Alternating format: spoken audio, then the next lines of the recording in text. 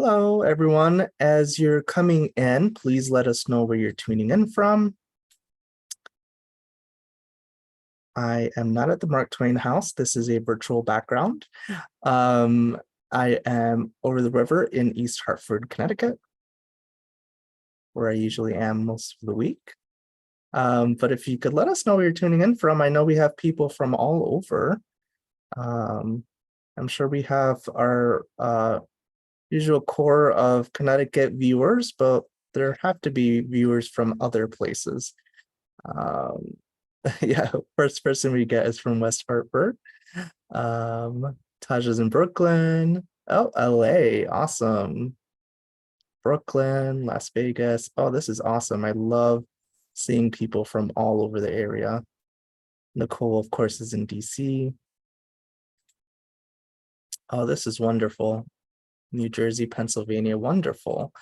Okay, I'm gonna get started, and then folks can join us. Hi, if this is your first time here, I'm Omar Acevedo, and I'm the Literary Program Coordinator at the Mark Twain House and Museum in Hartford, Connecticut.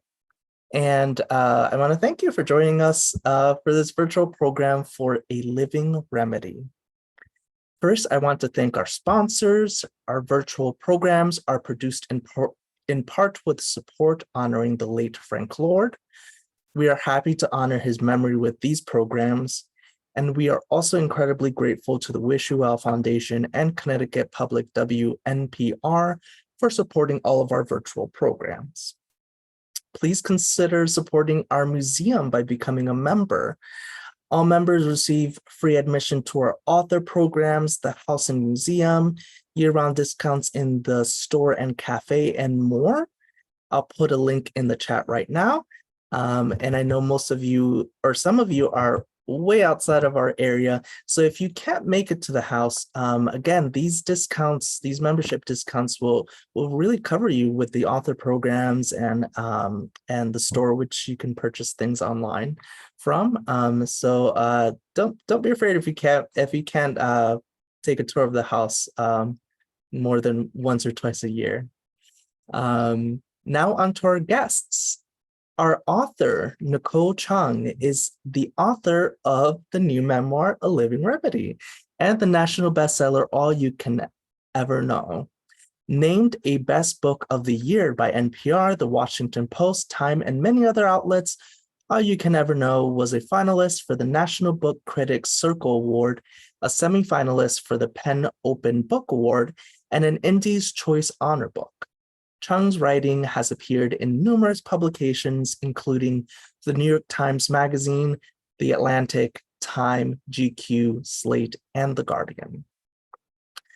Our moderator, Taja Eason, is the author of Some of My Best Friends, Essays on Lip Service, named a Best Book of the Year by Electric Literature, The Globe and Mail, CBC Books, and Daily Hive. She is the editor-in-chief of Catapult Magazine and co-editor of the anthology The World as We Knew It, Dispatches from a Changing Climate. Her work has appeared in Vulture, Gawker, BuzzFeed, Literary Hub, and other outlets.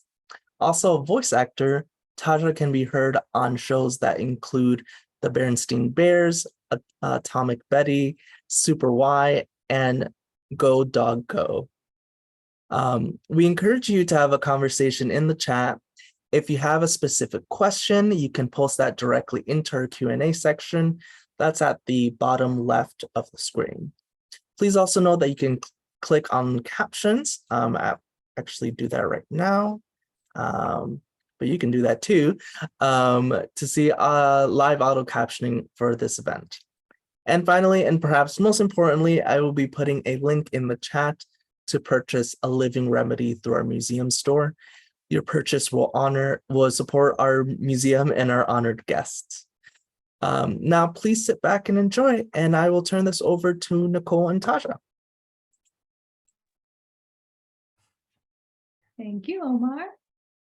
Hi, everyone. Thanks for being here. Hi, Nicole. Hi, Taja. So I believe to get us started off, Nicole, you're going to give us a little reading from A Living Remedy? Yes, I'm just going to read from the very beginning.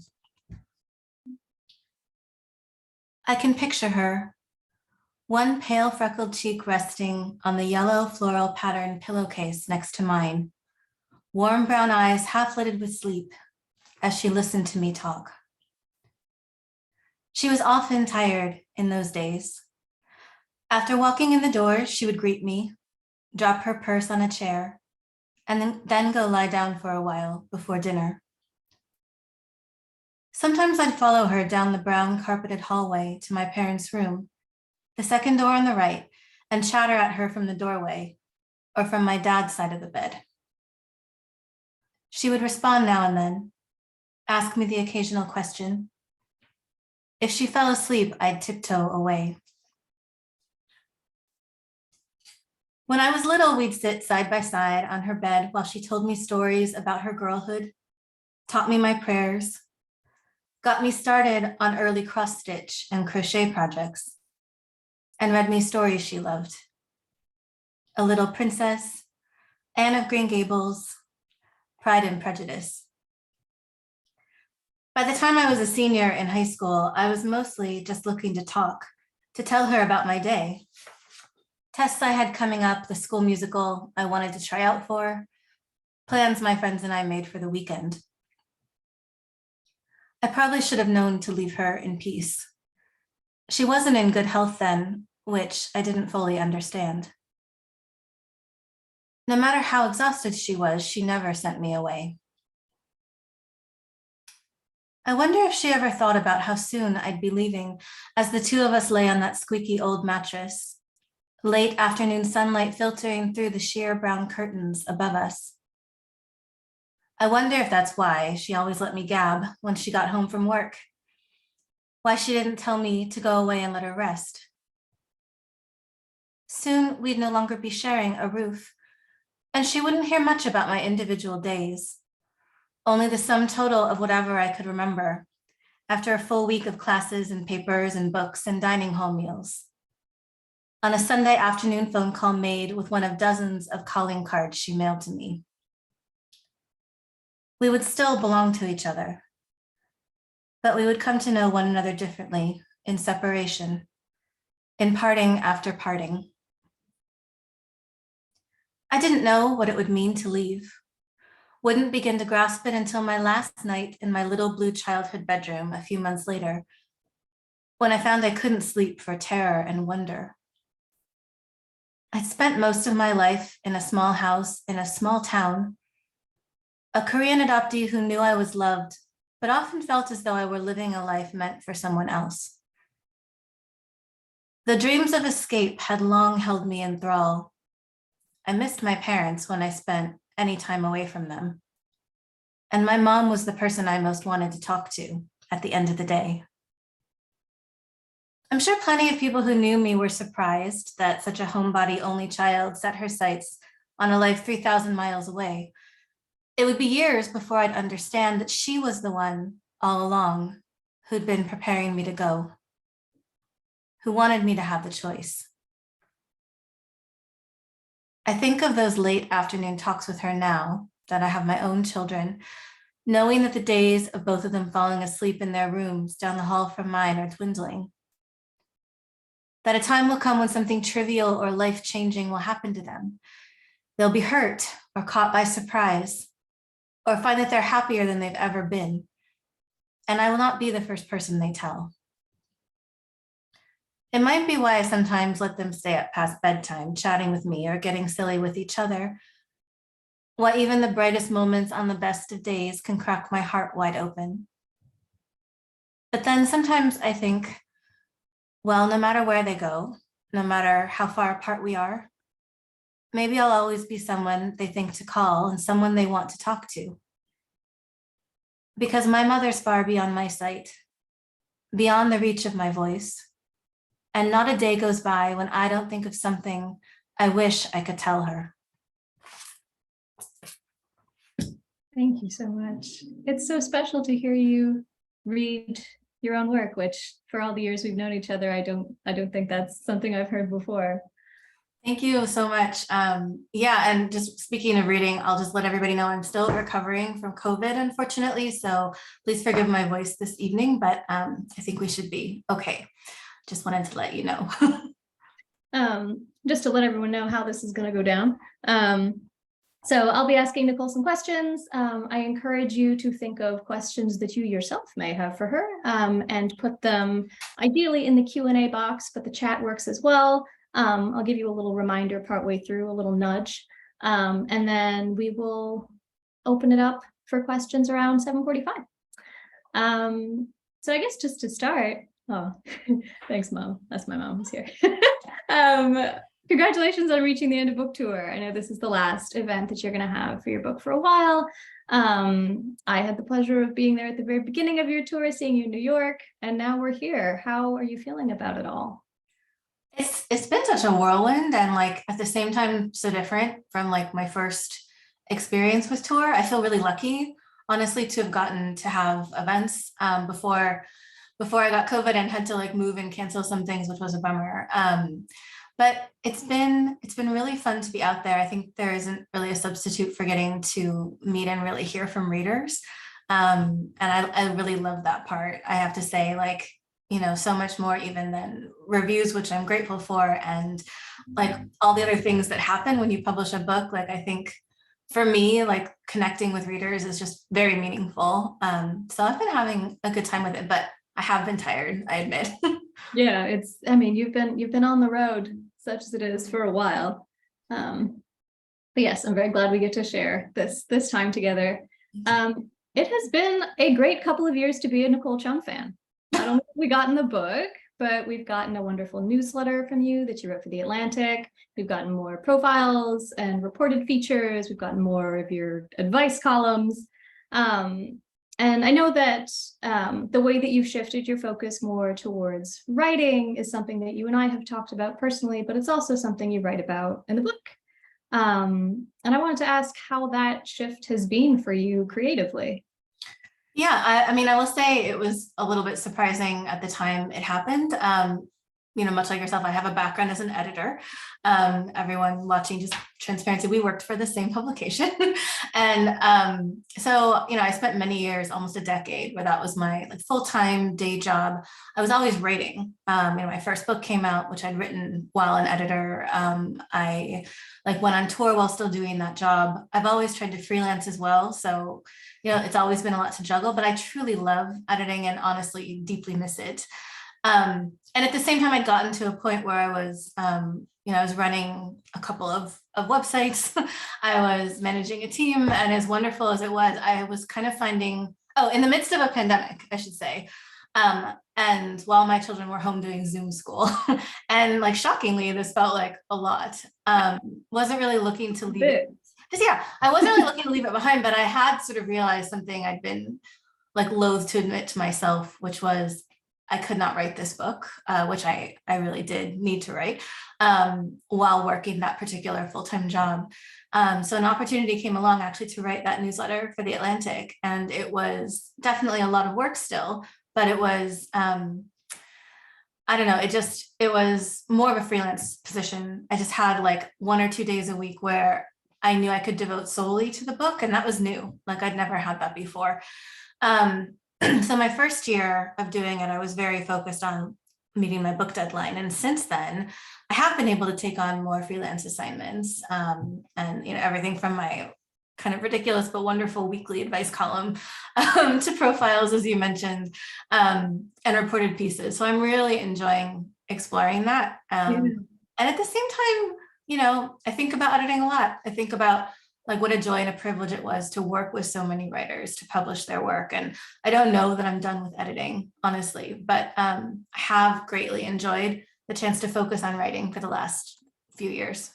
Yeah, the world of editing would obviously be very lucky to have you back, but it's been a joy just even, you know, for me to watch you be able to give this time to your work and to be able to get to read more of it. And, you know, we've talked a little bit about this, but, you know, being a full-time writer also sort of goes hand in hand with the question of money, which is also something you write about with the candor that I really valued in the book. And I guess I wanted to ask for something that's usually so shrouded in silence, whether it's within this industry or, within a family or just between people, how did you decide what you felt comfortable disclosing and where that line was?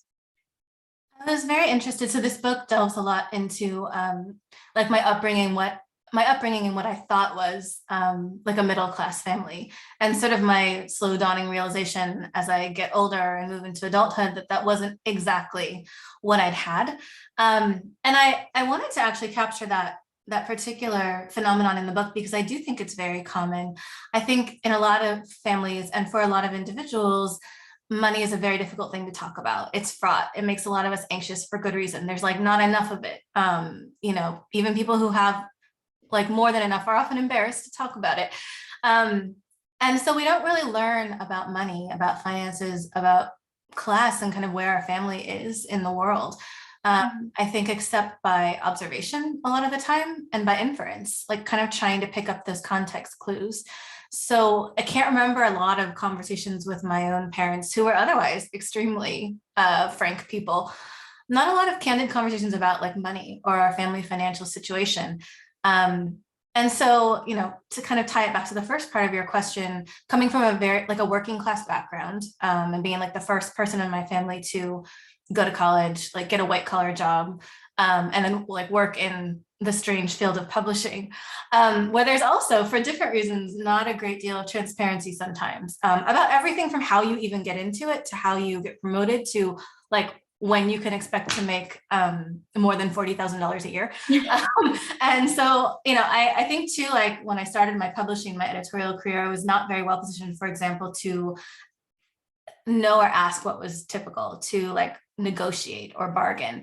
And so, I don't know, this was something I did want to kind of explore in the book because it was directly tied to, whether and how much or how little I was able to really help my family when they needed it, my parents, especially as my father's health declined.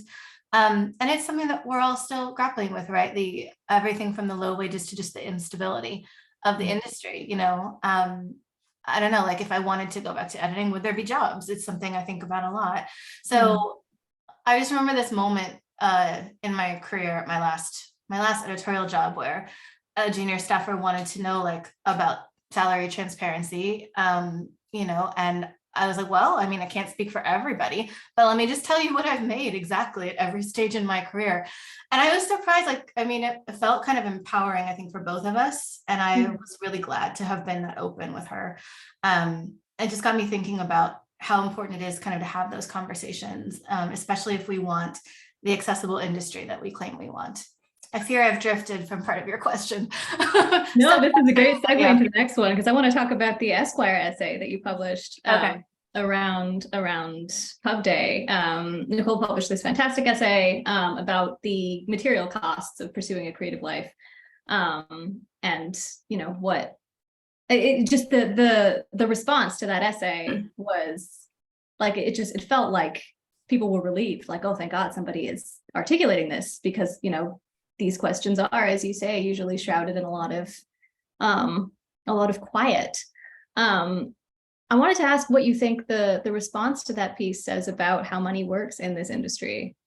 That surprised me so much, the response. I think it might have published on Pub Day or maybe the day before. Anyway, I think I was on a train to New York for my lunch and it was shared and I started seeing comments and shares roll in. And I shouldn't have been surprised, maybe because as you and I have discussed, like the industry loves to read about itself. Yeah. Like we love to feel seen. And I don't know. I mean, I actually felt like it is a personal essay. I mean, it's obviously like very based on my own life as anecdote. But I was talking in the essay about being from a working class background, moving into editing and a publishing career, again, not really knowing kind of what I could ask for or what is typical. And having this expectation all along in the back of my mind that my parents are getting older, my father's health is worsening, like I am going to be the one, I'm the only one as their only child. I am the one who's supposed to help and support them. And it was a struggle in those years to like support myself. So I think these conversations are happening across the industry. We've seen like everything from union workers at HarperCollins organizing and talking about like the raising the salary floor and how important that is, especially if you want a more diverse, equitable, accessible industry. And then we've seen on the other side, like, massive layoffs, we've seen closures, we've seen just also how unstable the industry can be and how those most affected are people kind of toward the beginning of their careers. So yeah, I mean, the essay was, to me, it felt like a very personal reckoning with what I had and had not been able to do for my family when they needed it. And at the same time, I think it struck a chord because, I mean, of course, it's not just an experience unique to me. So many people come from similar backgrounds, are also looking to like support others in their family, or just need to support themselves. And they're not like making enough, or they're not rising quickly enough. So I think that's why the essay kind of struck a chord, but I wasn't really fully prepared for it, I admit. Yeah, I think you're a very good strike a chord writer. I know in hearing you talk a lot about this book, I feel like I've heard you mention the reader that you contemplated a lot, or like the sense that you imagined the effect that this book would have on people who had gone through sort of, especially over the past few years, kind of comparable experiences of loss, of grief. And one thing I really admire about A Living Remedy is the way it engages with these big systemic questions, like class, like grief, like healthcare inequality, but it always stays in a kind of narrative memoir mode. It doesn't do the Stephen Hot Dog thing where we get like, section break, the history of the medical industrial complex. And so I guess I wanted to ask about finding that balance between, your very personal story and questions that have such a significant bearing on, just like necessarily on so many of your readers, on, so many people living in this country. Yeah, so, for those, obviously, I think a lot of you haven't read the book yet. It deals with like the loss of both my parents in a 2-year span. First, my father in early 2018, and in his case, his death was really sped. And before that, his illnesses were exacerbated by precarity and just a lack of access to the medical care he needed. So my father passed away at 67. And there were various points at which not just our broken healthcare system, but various parts of the safety net failed to catch him, failed to catch both my parents. And I mean, as for why it kind of came into this very personal story about grief that I wanted to share, it didn't seem possible really to tell this story, to talk about my grief or my mother's without grappling with this, right? And the fact that his death was, as a friend of mine called it afterward, like a very common American death. And those words were kind of crystallizing for me, actually, when she said them, because I was, I'd been so angry. I had been, of course, grieving, and I expected heartbreak, and I had expected anger even. It's often talked about as part of grief. But in my case, like what I hadn't been expecting was this combination of like self-recrimination, this idea that I should have been able to do more to help him. And also this anger at like systems, like structural failings, ways in which I knew he, like so many people in this country, were just left behind. And it was this tension that I think runs through the book, of like the way we focus on personal obligation and responsibility in our country, and how, I mean, that's all well and good to a point, but it's assuming a lot of things. It's assuming people have healthcare. It's assuming people have resources. It's assuming that if you're far from home, you live far from your parents or elders, you can get to them easily and quickly.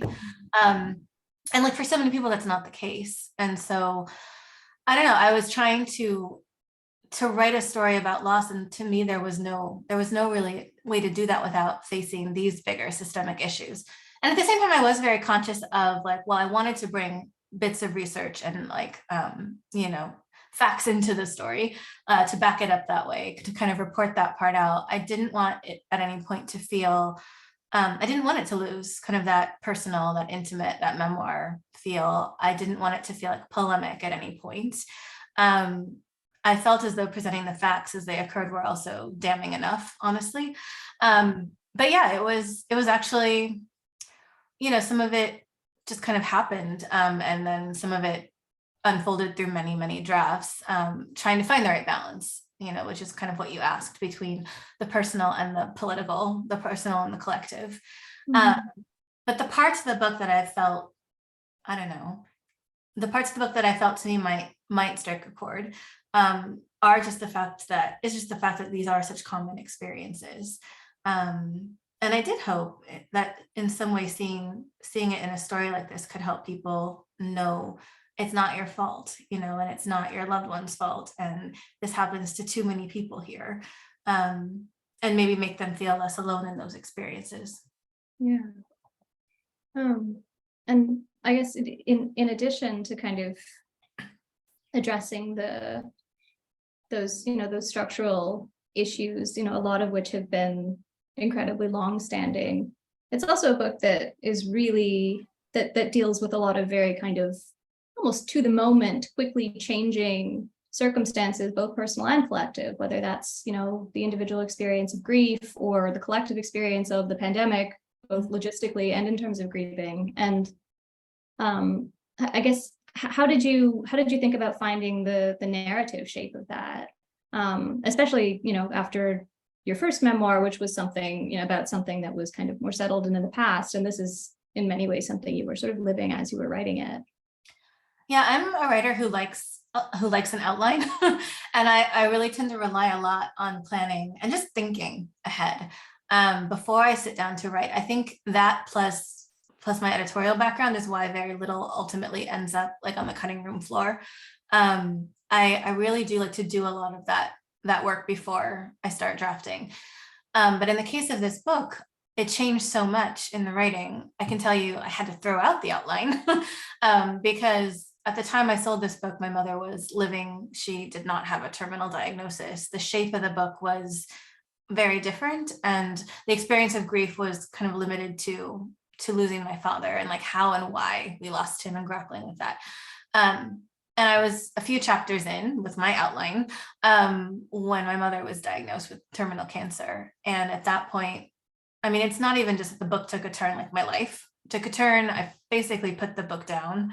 I was really very focused, of course, on like trying to help and support her. This was pre-pandemic, so like I was flying out to see her a lot. And then she actually started hospice care, though, around the time of the first coronavirus cases being like reported in the United States. So I wasn't able to be with her for those final weeks, and she passed in the spring of 2020. And it, I took a long break from writing at that point. I think it was probably 6 or 7 months before I could even really think about if I could get back to the book again, if I could still finish it.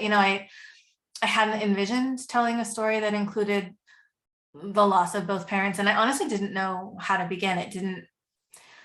I don't know. I can't tell you because so many of those days are a blur. We're still in like fall, winter 2020. I can't tell you like the day or even the month maybe where I started to get into like a rhythm again, writing, where it actually felt good and important to me to write. Not like I was forcing myself to do it for any particular reason, but just I found my way back into the story. And in terms of the structure, I really discovered at some point that my relationship with my mother was at the heart of this particular book. That, for instance, I knew when I sat down to rewrite it, and I did, I had to throw away pretty much everything I'd already drafted and start over. I knew the book would open with us. I knew it would close with us. I didn't quite know exactly what would happen in the middle, but I just knew that that was what was going to give the book its arc. And I started just kind of writing actually isolated memories and moments, not even trying to string them together into something coherent. I had taken a lot of notes, just things I wanted to remember. I'm also like a daily journaler and have been most of my life. So I had these like very raw, not well written, but like in terms of remembering actual facts and when things happened, I did have a lot to look back on. And it's just kind of like trying to trust myself and find my way back into this and ask myself questions like, in the midst of very deep grief in a world that had completely changed, like what what was I holding on to? Like, how had I changed? How could I find a way to write this story in a way that actually mattered to other people? And give them something to hold on to. I mean, those are the very basic sort of writing questions I started with. And I think it was just like a process, a lot of deep memory work and a lot of patience, and a lot of kind of drafting pieces without knowing how they fit together. Mm-hmm. And then in the end, things are assembled like fairly chronologically, which also surprised me. It's not really how I like to write most of the time, but I think sometimes the simplest structure ends up working. So that is kind of how the book was organized. Yeah, but it was a very strange process. It was like nothing I've really done before, and just the trust it required me to have. And I really had to learn how to give myself like grace in the writing process, which is also like brand new to me. Just not something I'd really had to do before. Yeah, I was going to ask, has this, do you think, changed the way just you work and relate to your work in general? I have to say, I hope so. And I know it's kind of a strange thing to say about a book about grief, but it felt like a very free and even sometimes like joyful process when I really finally got back into it. And I think it's because I think that sense of freedom came from like this trust, and the fact that I had really learned how to have a different relationship and maybe a more humane relationship with my work. That kind of goes back to what we talked about at the beginning.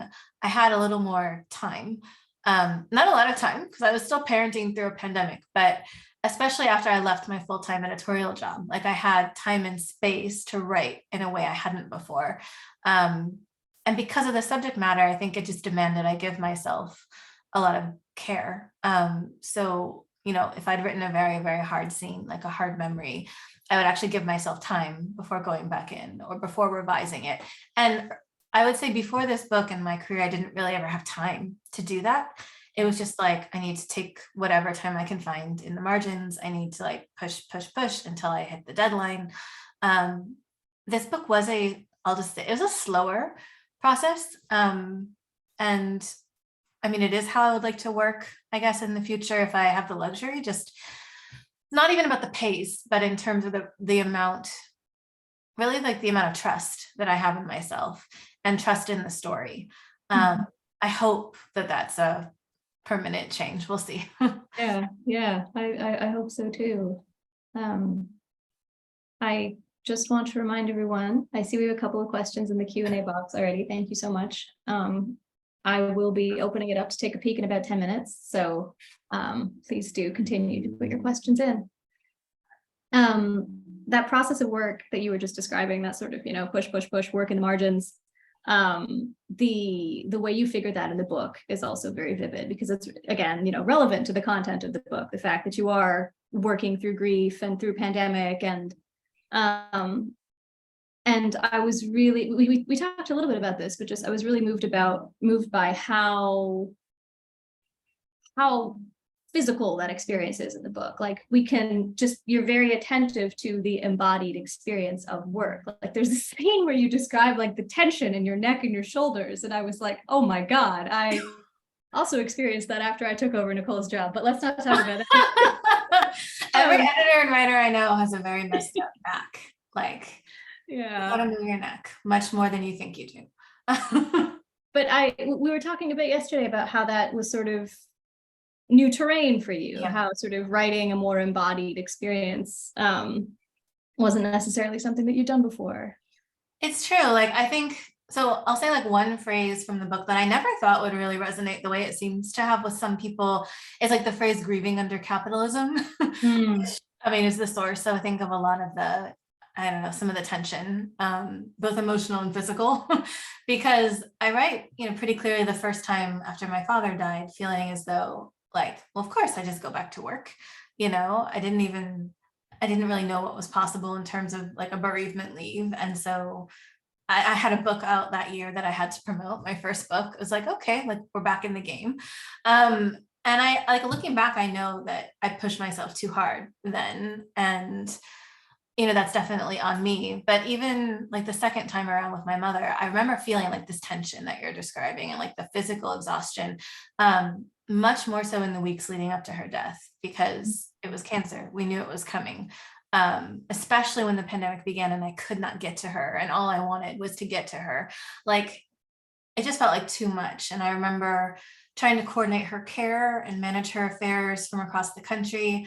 I would be on the phone for hours. And like, I remember just telling myself through so many calls, like, okay, you can fall apart when this is over, but like right now she needs you. And like, at that point I knew what leave was. And I had a really kind boss who kept telling me I could take leave. And I just remember thinking like, that's very nice, but I can't take unpaid leave. Like at the time I was financially supporting my mother who was unable to work. And if I stop working, who's paying her rent, you know?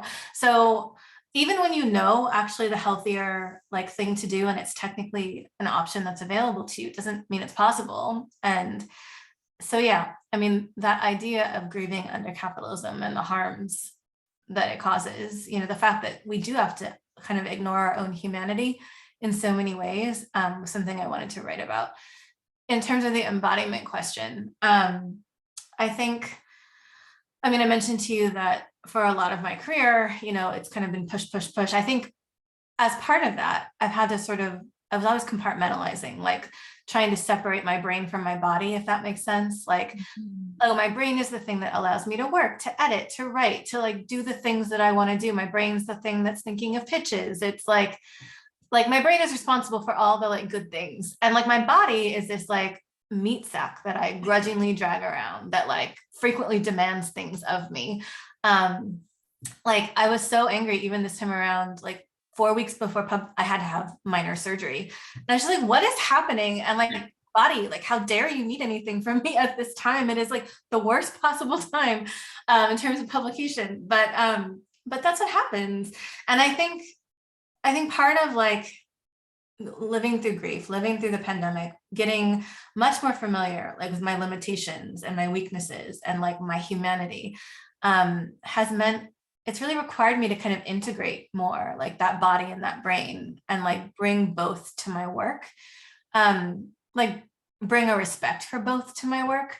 I'm trying to stop thinking of myself as like, I think as you put it, like a brain in a jar. Yes. Or, you know, I'm trying to like think more about what I actually need physically sometimes too, in order to have the creative life that I want. And, you know, these are just, I realize this probably sounds very obvious to some people, but to me, it's very new. I just like actually thinking about how I deserve these things. Like I deserve care and rest, and like I should take care of myself. And at the same time, like that's also kind of what the work we want to do requires, like the writing that I want to do.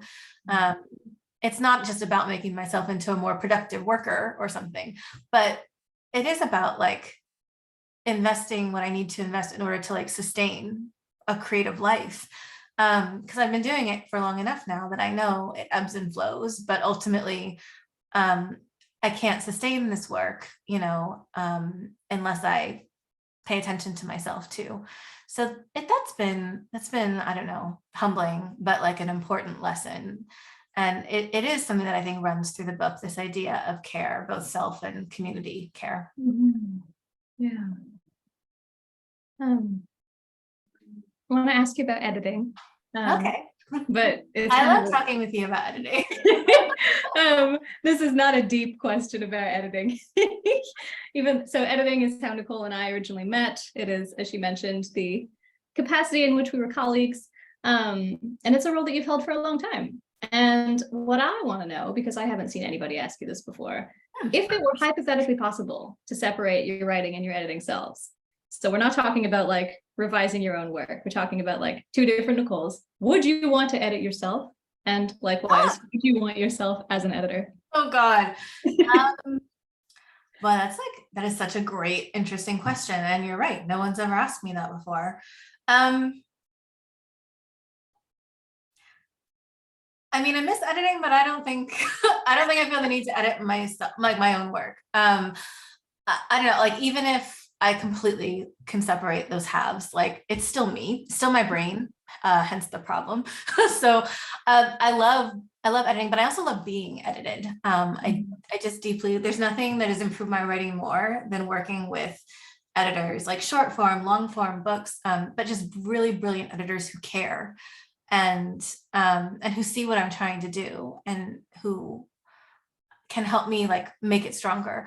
So I wouldn't want to lose that experience, I guess, of like working with the external, like the other editors. I don't know.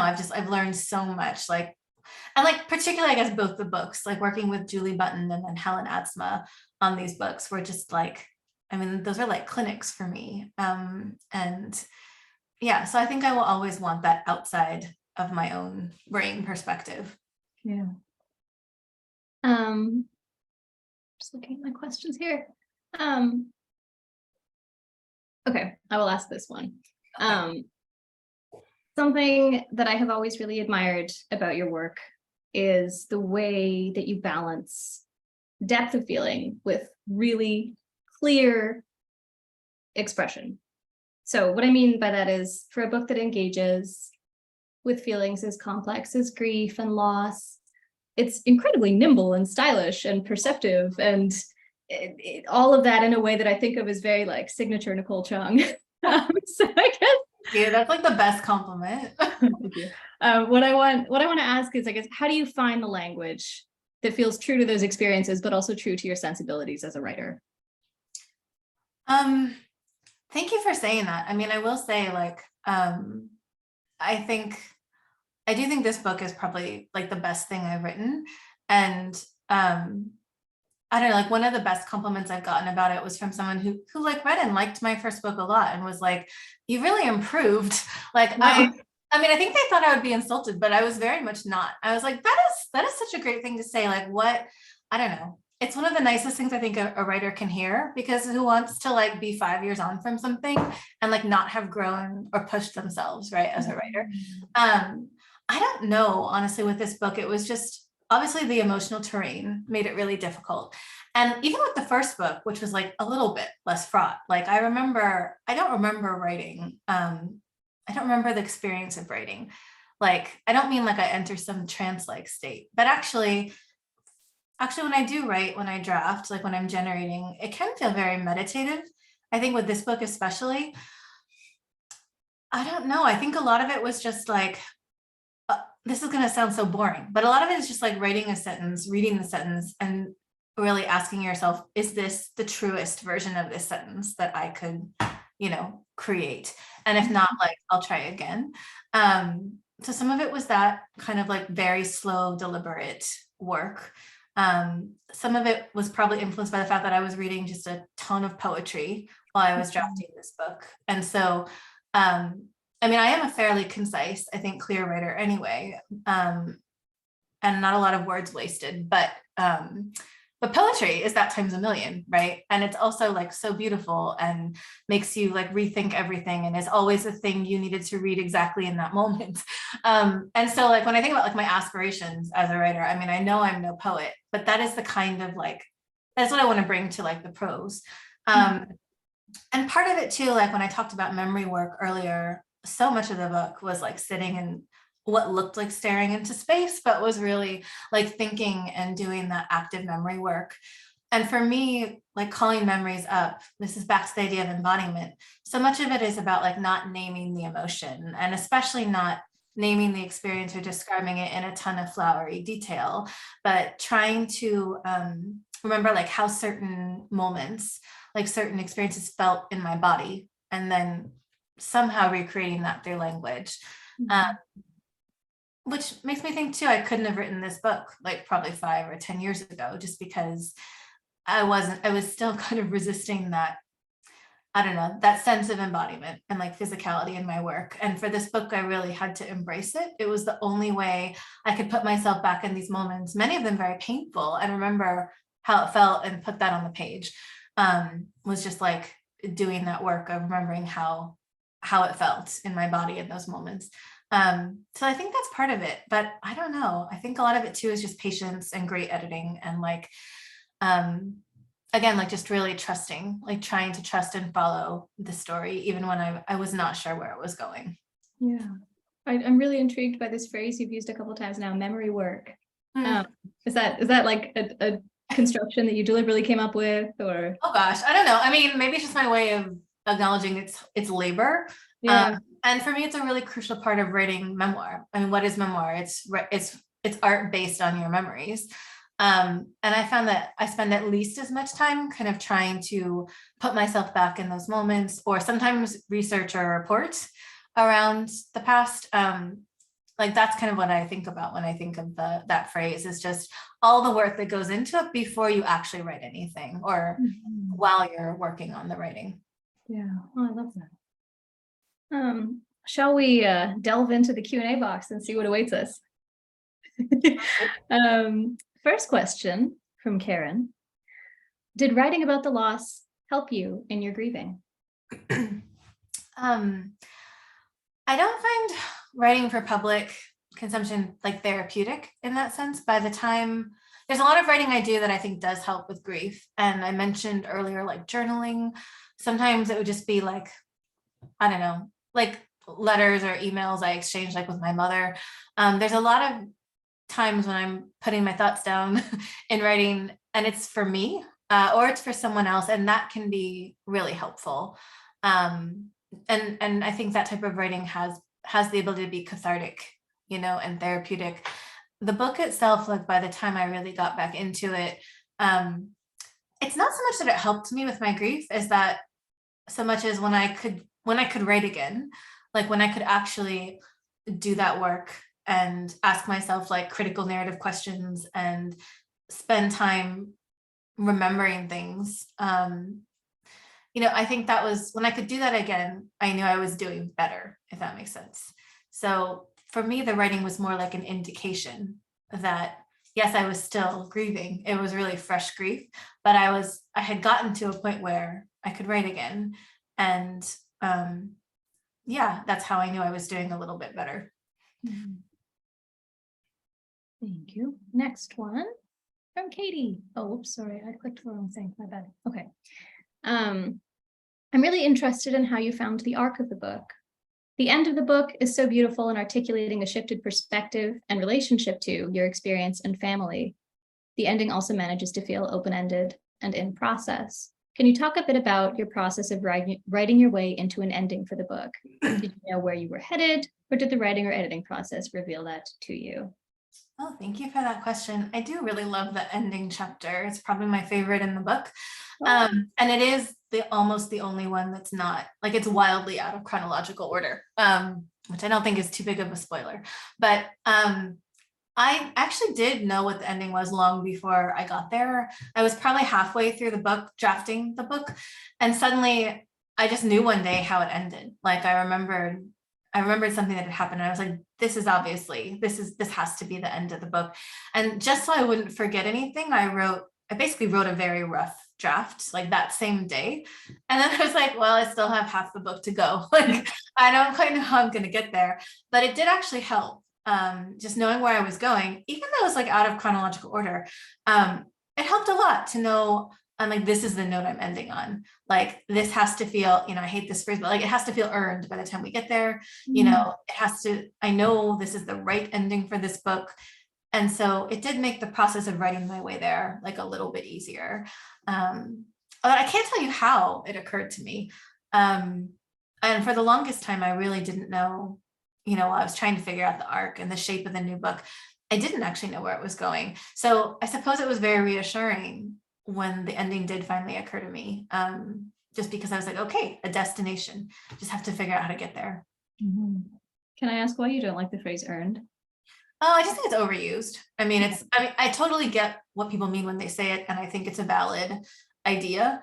I don't know. It's like one too many workshops hearing the whole like, well, my feedback is this doesn't feel quite earned. Like, I don't know. Yes. You can only hear that so many times before you no longer care for the phrase. Yeah, I guess it's a little too easy to use the phrase. The phrase earned is not well earned. Exactly. It's shorthand for like an interesting and valid idea that you should go into more detail about. Yeah. Especially if you actually want to be helpful to somebody in a workshop. Yeah. From Anna, your writing is so well structured. As I read, I feel like I'm being moved along with purpose, like you have curated the steps so that I can follow. I love that image. I'm just editorializing. How do you find structure in your writing? I'm sorry, I was laughing and I'm how do you find structure in your writing? It's the hardest thing. It is also the most fun thing to work on. I don't know, like I remember the structure being like the hardest thing with the first book as well. I wish I could like say I have like this wonderful technique. I really don't. Something always happens once I like take my outline and sort of throw it away. I think it's really instructive and good to outline. Like it helps you know what pieces you're dealing with. It can even help a lot in terms of like mapping out. Obviously, I think once you outline something, you know you can write it, but I need to kind of be free of it at some point. I've noticed, at least with, I've only written 2 books, just the 2, but like both times, departing from it has been where I've actually found the structure that the book needs to sing. So I don't know, with this book, it was, I mean, in terms of the chronological, that was a suggestion from my friend and editor, Carrie Fry, who I was working with on an early draft of the book.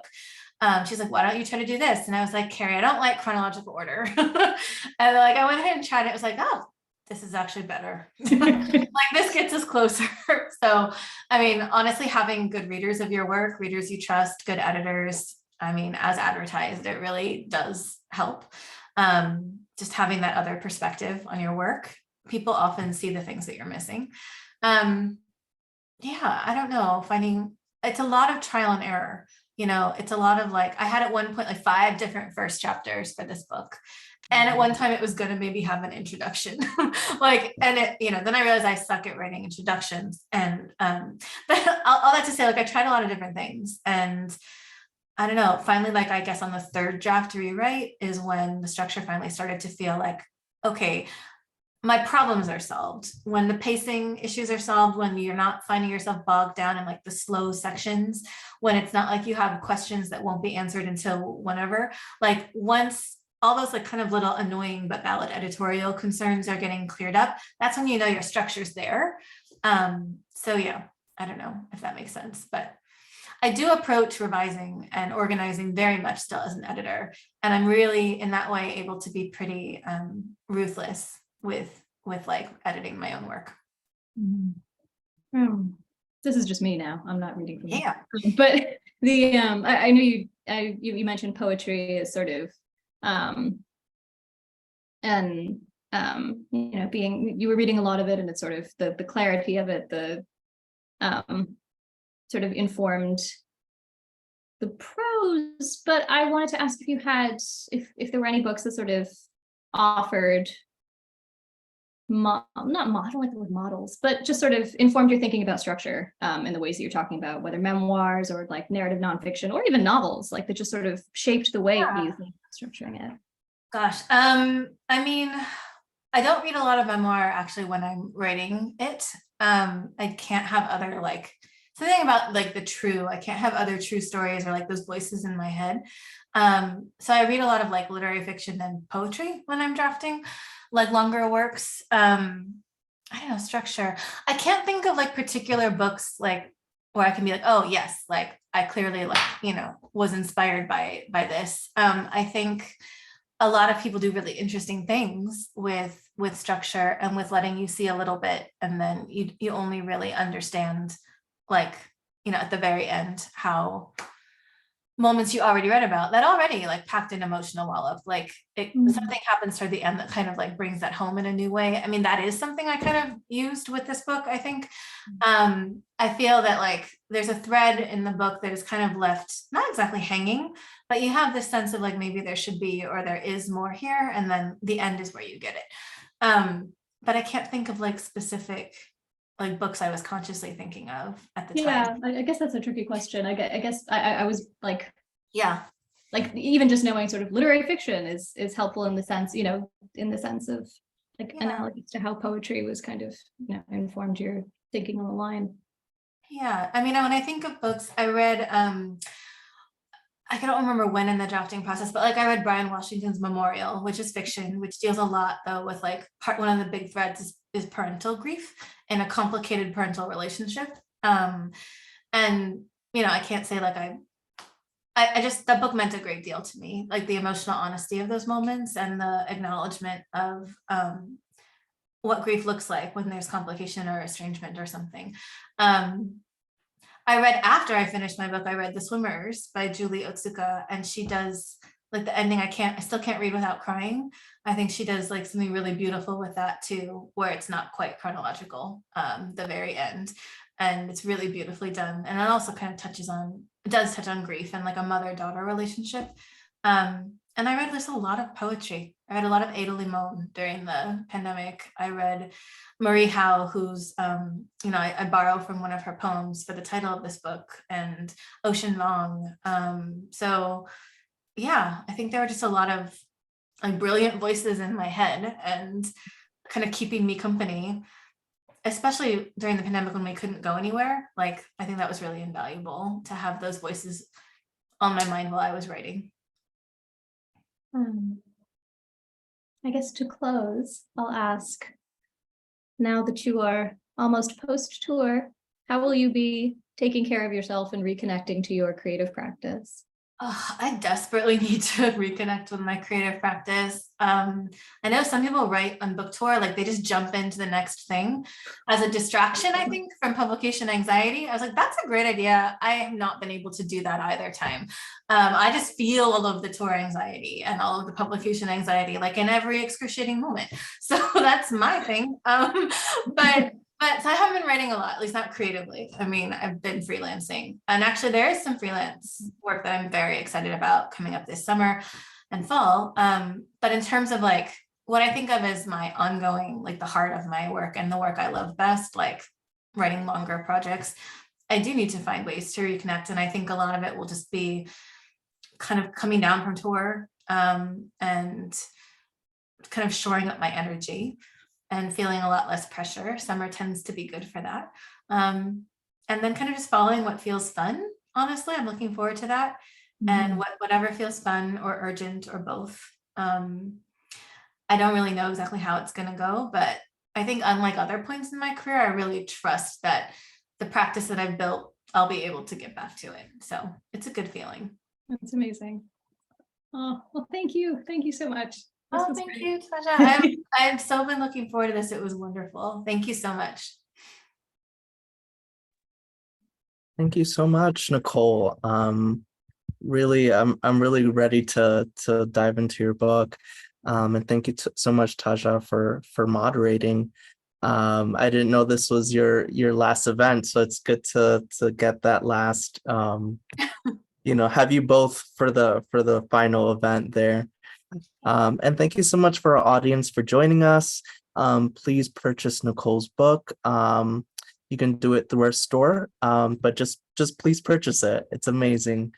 And we will see you very soon. Have a good evening. Thank you all so much. Thank you.